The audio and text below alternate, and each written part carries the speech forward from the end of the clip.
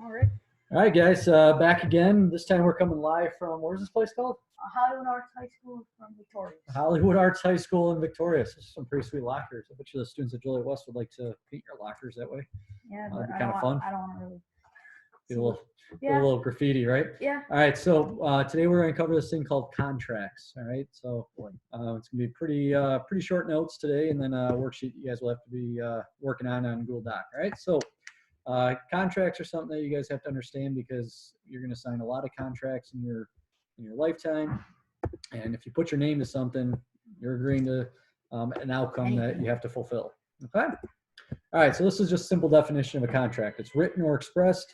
Key word is legally binding. So that means when you see the word legally binding, the government can get involved, meaning the courts can get involved. All right, so if it's a legally binding agreement between two parties to provide a product or service, and each person is legally bound to do what is promised. So both parties, both sides have to complete the contract. Otherwise, it's what we call a breach of contract, or the contract has been violated. All right, so these are the main elements of a simple contract. Offer and acceptance of the offer is, so I'm going to kind of go through the legal terminology, and then next to it I'll put like what we would use in our normal language. So the lawyers are going to say offer and acceptance of that offer.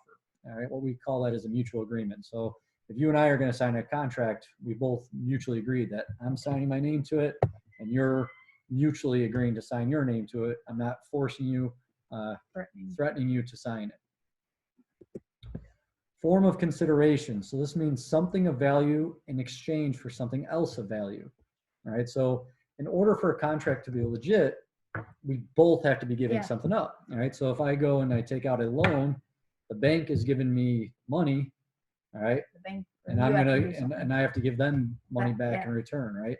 So there's got to be things going both ways. I go and rent an apartment. All right. I'm getting a place to live, but I'm agreeing to make a monthly payment. So there's something going both ways. Capacity means you have to be of the capacity to understand what you're signing. So how old are you?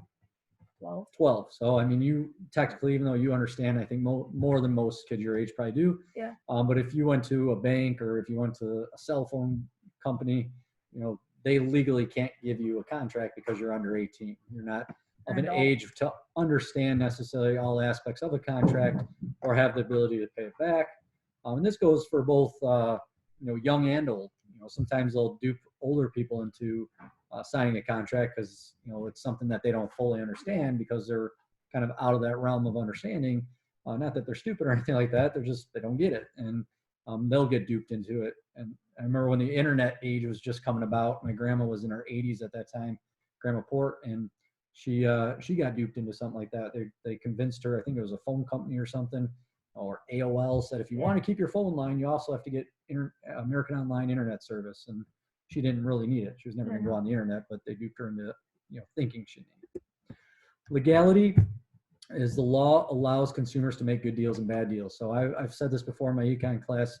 The government is not there to protect you from being a stupid consumer. If you want to go buy something you don't need, or take a loan out for something you don't need, or use your credit card for something stupid, they can't save you. They can't stop you from doing that. That's your decision. Okay.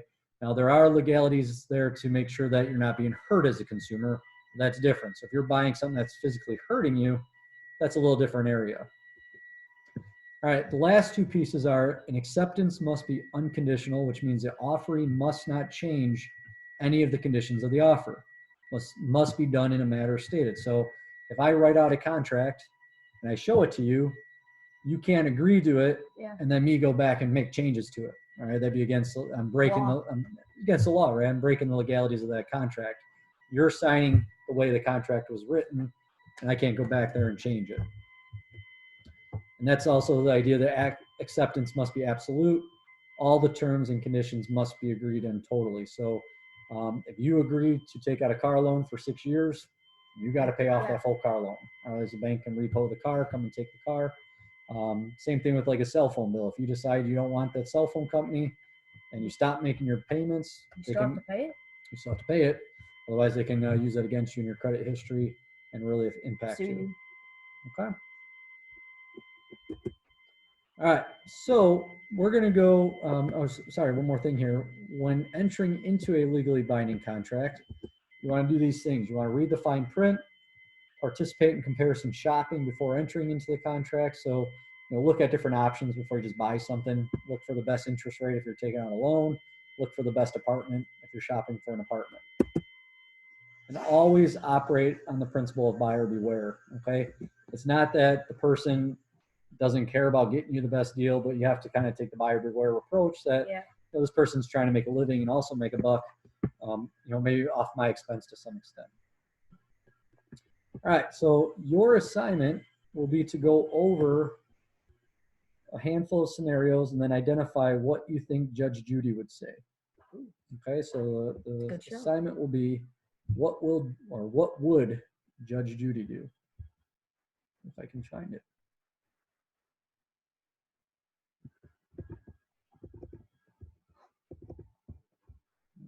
No.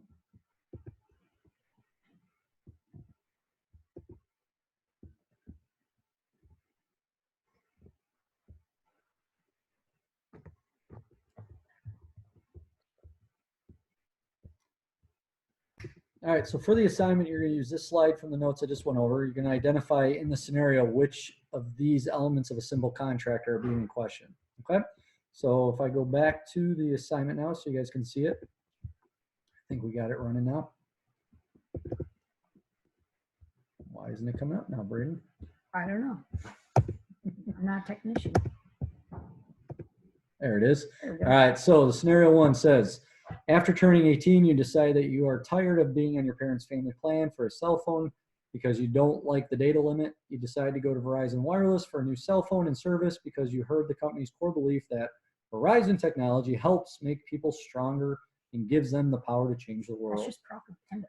It is propaganda. You sign up for the unlimited data plan for $75 per month and get to choose between the newest iPhone or Galaxy at an additional charge of $40 per month. You sign the 2-year agreement, but after 3 months you are paying service that you admit is great. You don't want to pay the high monthly payment, and you opt to go to Cricket for service. You abruptly stop making your payments to Verizon, who sends you to collection, negatively impacting your credit score. So for this assignment, go ahead and highlight all of the elements of a simple contract that are taking place in this particular example here. So if we look down the list here, we got a person who is of 18, all right? So you can maybe use the idea of capacity, all right? I would probably highlight capacity for this one because even though the person is of the right age, they might not fully understand it, okay? So I'd probably highlight capacity, and I would also probably highlight acceptance must be absolute because the 18-year-old did not fulfill the agreement of the contract, okay?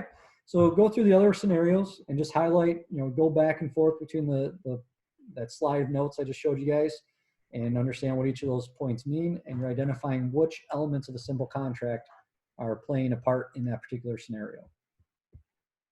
All right, once you're done with that assignment, go ahead and submit it to Google Classroom and you will be all good. All right, thanks for watching. Peace.